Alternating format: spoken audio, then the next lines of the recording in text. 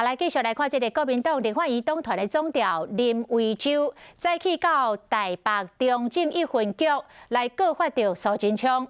伫立法院备询的时阵，讲白贼，传播着假消息，违反社会秩序，维护法。提出报案的3连单国民党团总调林维洲是去警察局报案。告发苏贞昌院长在立法院备询的时候，说谎，散放假讯息。林维洲认为讲，苏院长涉嫌违反社会法甲食安法，因为进前伫立法院质询，苏院长是安尼讲的。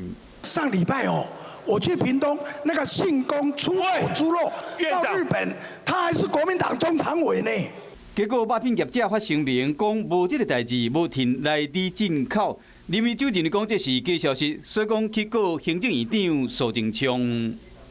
大家把话讲清楚澄清之后我们大家一起更努力，让台湾的肉品能够大大销出去。